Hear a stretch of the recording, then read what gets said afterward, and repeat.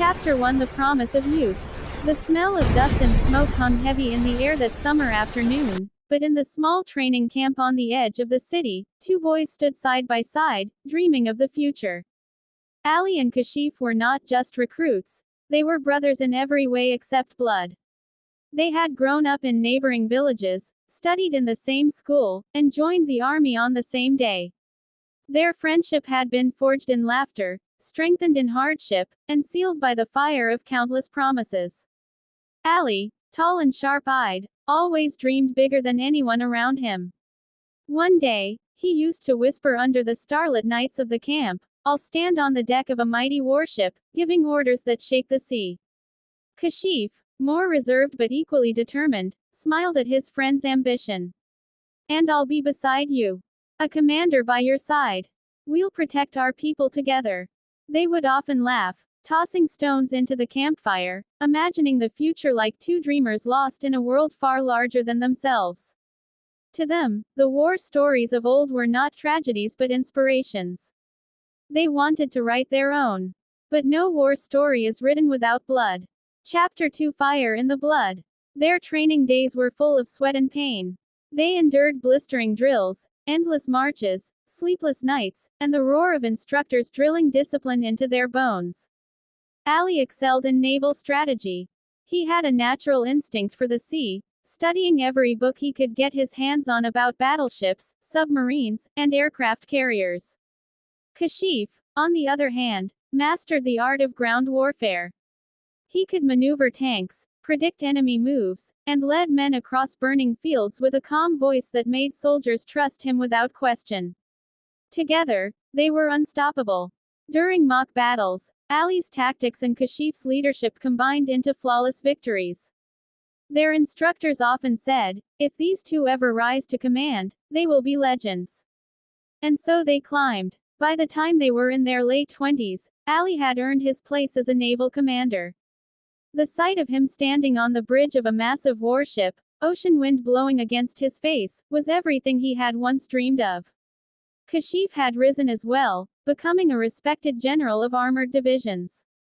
The thundering tanks, the dust of the battlefield, the loyalty of his soldiers, he carried them all with quiet pride. They were no longer boys dreaming by the campfire.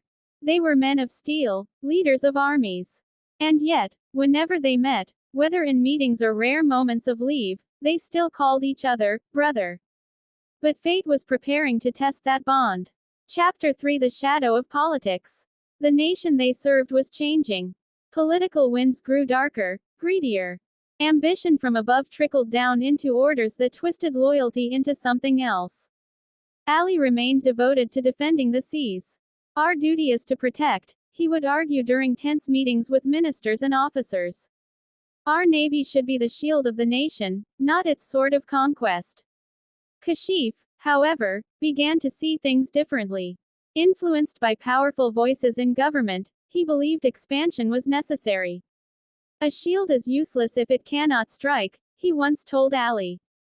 "Power means respect, Ali. If we don't move forward, others will crush us."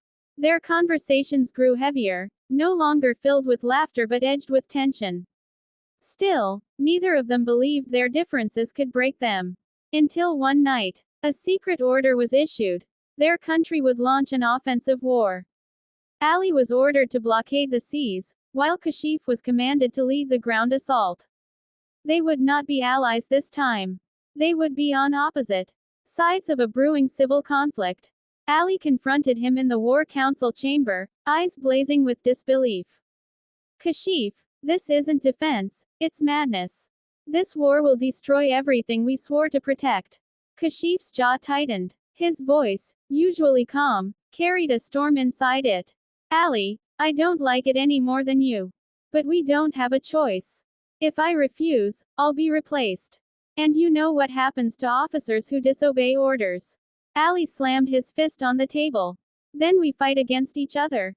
After all we promised. After everything." For the first time in years, Kashif couldn't meet his friend's eyes. Maybe that's the fate we cannot escape. Chapter 4: Brothers Turned Foes. The world seemed to move faster after that night. The war began. The skies filled with the thunder of jet engines. Missiles streaked across horizons. Cities trembled as tanks rolled over cracked highways, while battleships fired shells that shook the seas. And in the chaos of it all, two brothers of war found themselves face to face across the battlefield.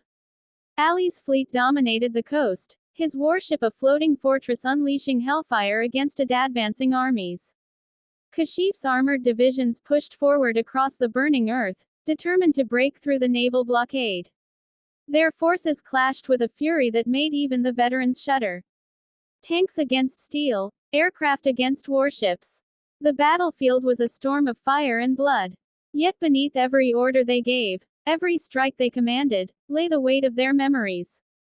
Ali would stare through binoculars across the shore and whisper to himself, "Don't make me do this, brother."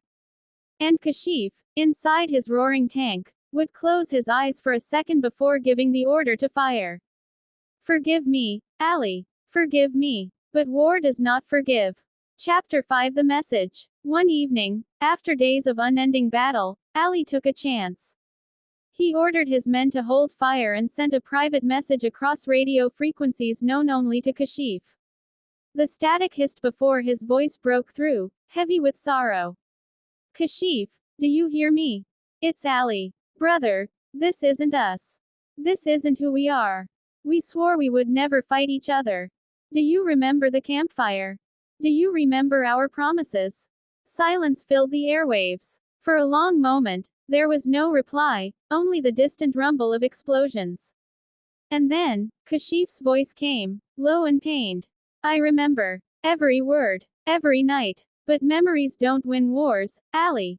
Orders do. I can't stop. Not now." Ali's voice cracked. "Then what are we? Enemies? Is this how it ends?"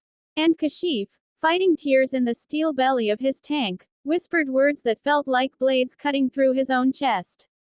"Today, yes. Enemies." The transmission cut. And the war raged on. Chapter 6 The First Fall. The battlefield became merciless. Ali's ship was struck by missiles, its hull scarred with fire, yet it kept fighting. Kashif's tanks tore through defenses but suffered heavy losses under naval bombardment. Each man knew the other's tactics too well. Ali anticipated Kashif's maneuvers before they happened. Kashif predicted Ali's strategies like reading the pages of a book he had studied all his life. It was no longer just war. It was chess between two brothers, and every pawn that fell was a soldier with a family, a story, a life. But neither could stop. Neither could surrender. And in the smoke-filled sky of that burning battlefield, the world watched as two best friends turned leaders waged a war not only for their nations, but against their own hearts.